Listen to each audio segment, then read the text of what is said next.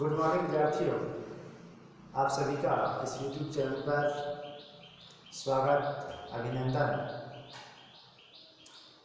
जैसा कि हमने विगत वीडियो में विशिष्ट शिक्षा, सामान्य शिक्षा और समावेशी शिक्षा इनके बारे में अध्ययन किया था। आज हम इन तीनों शिक्षाओं के अंतर के बारे में पढ़ेंगे कि इन तीनों में कौन कौन से सामान्य अंतर होते हैं। जैसा कि लिखा गया है कि विशिष्ट शिक्षा, सामान्य शिक्षा और समावेशी शिक्षा, इन तीनों के बारे में डिटेल से हमने पहले से पढ़ लिया है। आज हम इनके तीनों के बीच में कौन कौन से अंतर है उनके बारे में पढ़ेंगे। बात करें विशिष्ट शिक्षा की। विशिष्ट शिक्षा हम जानते हैं कि जो विशिष्ट बालक होते हैं उनको वह शिक्षा दी जाती है। अब विशिष्ट का मतलब ये होता है कि हर बालक में से तो अपने आप में विशिष्ट होता है, लेकिन जब हम सामान्य बालकों से उनको अलग उनकी विशेषताओं को देखते हैं तो उनके लिए हम अलग से उनकी व्यवस्थाएं करनी पड़ती है। पहला अंतर बात करें विशिष्ट शिक्षा की, तो विशिष्ट व सामान्य बालकों को अलग अलग शिक्षा प्रदान करती है। कि जो विशिष्ट शिक्षा होती है वह सबसे पहले इसी बात पर जोर देती है कि सामान्य बालकों के लिए अलग शिक्षा होगी और विशिष्ट बालकों के लिए अलग शिक्षा होगी।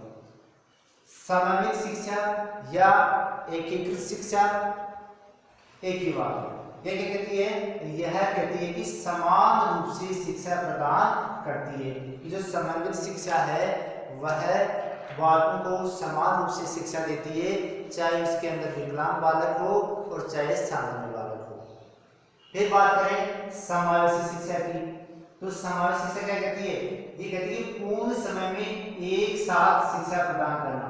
पूर्ण समय का मतलब ये है कि एक कक्षा के अंतर्गत विकलांग बालक भी बैठा है, प्रतिभाशाली बालक भी बैठा है और सामान्य बालक भी बैठे हैं।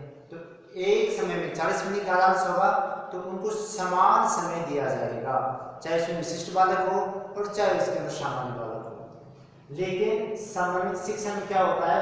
कुछ समय के लिए उन बालकों को सामान्य बालकों की समान शिक्षा दी जाती है।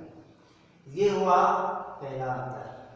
दूसरे अंतर की बात करें, विशिष्ट शिक्षा भेदभाव पर आधारित शिक्षा होती है। भेदभाव का मतलब ये है कि जैसे सामान्य बालक होते हैं उनके लिए अलग शिक्षा, विशिष्ट बालक होते हैं उनके लिए अलग शिक्षा।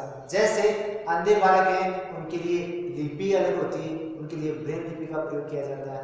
जो बहरे होते हैं उनके लिए ओष्ठ लिपि का प्रयोग किया जाता है, ओष्ठो लिपि का प्रयोग किया जाता है, होठों के द्वारा समझाया जाता है, सांकेतिक भाषा का प्रयोग किया जाता है।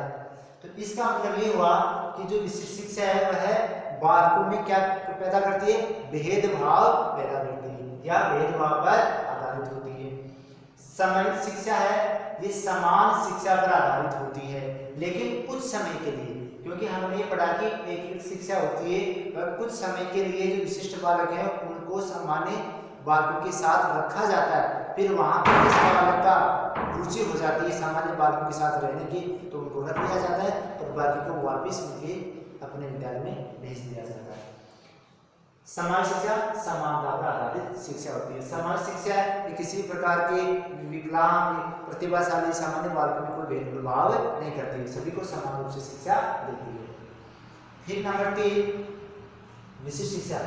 यह एक पुराना विचार है। विशिष्ट शिक्षा एक पुराना विचार है। पुराने विचार का मतलब ये है कि प्राचीन समय में ये कहा जाता था कि जो बालक विकलांग है, मंद बुद्धि है, उनको विद्यालय में नहीं रखना चाहिए, समाज में नहीं रखना चाहिए, परिवार में नहीं रखना चाहिए। अगर आप अपने माता पिता से पूछें आज से 10 या 20 साल पहले तो ऐसी प्रवृत्ति थी कि जो मंद बुद्धि बालक है, आंखों से अंधा है, उनको गंगा जी में छोड़ आना चाहिए, कुंभ के मेले में छोड़ आना चाहिए। और वहां छोड़ करके उसको आ जाते थे और कहते कि गंगा भैया इनका आसरा है, वो इनको खाना।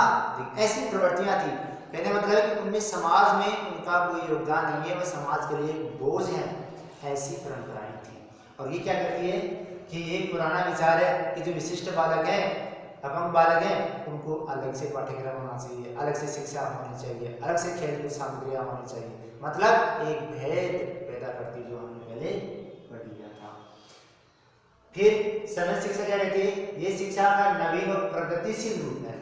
ये वर्तमान मनोवैज्ञानिकों की देन है कि जो समय शिक्षा है वो कहती है कि क्यों ना बालकों को कुछ समय के लिए सामान्य बालकों के साथ रखा जाए। अगर उसमें समाजित हो जाते हैं, किसी प्रकार की कमी हीनता महसूस नहीं कर सकते हैं, तो उनको सामान्य बालकों के साथ बैठा दिया जाता है, सामान्य शिक्षा प्राप्त कर सकते हैं। और शिक्षा का नवीन और प्रगतिशील, ये तो किसी प्रकार का भेदभाव करता है नहीं। नंबर 4 देखें, महंगी व अधिक खर्चीली शिक्षा। विशेष शिक्षा होती है, महंगी भी होती है और अधिक खर्चीली भी होती है, क्योंकि उनके लिए उनकी योग्यता के अनुसार, उनकी विशेषता के अनुसार, उनकी शारीरिक विकलांगता के आधार पर विशेष सामग्री को बनाना पड़ता है। उसी प्रकार की खेल कूद संबंधी क्रियाएं करानी पड़ती है, उसी प्रकार का फर्नीचर बनाना पड़ता है, उसी प्रकार के बोर्ड चार्ट सभी की आवश्यकता पड़ती है और इनके लिए पैसा बहुत अधिक लगता है। इसका मतलब ये कि विशिष्ट शिक्षा होती है बहुत महंगी और अधिक खर्चीली होती है। कम खर्चीली होती है, कम खर्चीली इसलिए होती है कि उनको कुछ समय के लिए सामान्य बालकों के साथ रखा जाता है और इसके लिए कुछ विशेष व्यवस्था की भी आवश्यकता नहीं करनी पड़ती है। कम खर्चीली होती है कि सामान्य शिक्षा के अंदर अलग से उनके लिए कुछ विशेष कक्ष नहीं बनाए जाते, विशेष सामग्री की व्यवस्था नहीं की जाती है। जो भी साधन है उन्हीं साधनों के अकॉर्डिंग उस बालक को अपने आप को समायोजित करना होता है, उन्हीं साधनों से पढ़ना होता है।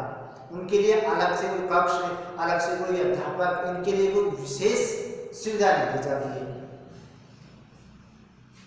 फिर विशिष्ट शिक्षा कुछ चिकित्सक रूप लिए होती है। चिकित्सा का मतलब ये होता है कि डॉक्टर ने कह दिया कि ये बालक सामान्य बालकों के साथ नहीं बैठ सकता है, गुस्सा करता है, पागल जैसा व्यवहार करता है, तो ऐसे बालकों को भी अलग से कोई विद्यालय बना देना चाहिए कि जहाँ पर मन बुद्धि रखते हैं और अपना व्यवहार करते रहते हैं, उसमें किसी प्रकार का नुकसान नहीं होता है। अगर सामान्य बालकों के साथ रहेंगे तो उनको बाधित करेंगे, उनकी शिक्षा बाधित करेंगे, इसलिए वहाँ का वातावरण खराब करेंगे। तो कहने का मतलब है थोड़ा बहुत ये चिकित्सा का रूप लिए होती है।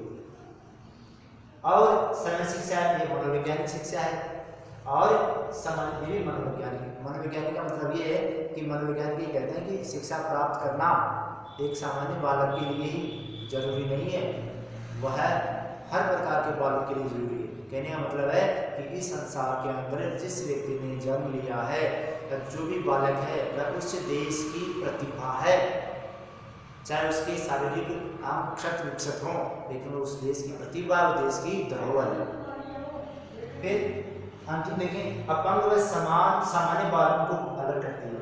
देख लिया वही बात आ गई कि जो विकलांग बालक हैं उनके लिए अलग से विद्यालय बनाए जाते हैं, अलग से उनके कक्ष बनाए जाते हैं, अलग से उनके साथ शिक्षण सामग्री होती है।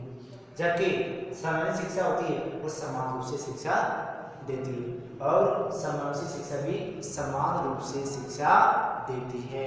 बालक को अपनी शारीरिक विकलांगता की पूर्ति करने के लिए जो भी सामग्री चाहिए उसको चलने के लिए, घर से आने के लिए, बैठने के लिए, तो उनके लिए कोई विशेष विद्यालय के लिए व्यवस्था नहीं करता, बालक को उनके लिए व्यवस्था करनी होती है। मैंने पहले वीडियो में उदाहरण दिया था, ये मान ली कोई बालक बैसाखी से चलता है तो वो विद्यालय उनके लिए व्यवस्था नहीं करेगा।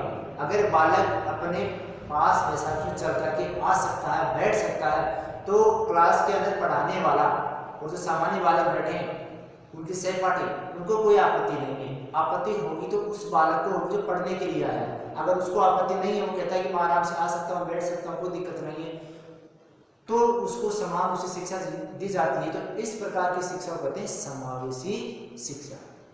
इस प्रकार से आज हमने विशिष्ट शिक्षा, सामान्य शिक्षा और समावेशी शिक्षा, अगर इनके डिटेल में देखना है तो आप मेरे जो विगत वीडियो है उनको देखें और आज का वीडियो देख करके आप तीनों शिक्षाओं के में आसानी से अंतर कर सकेंगे। आज के लिए इतना ही, फिर मिलते हैं नई वीडियो के साथ। आपका फिर से बहुत बहुत धन्यवाद।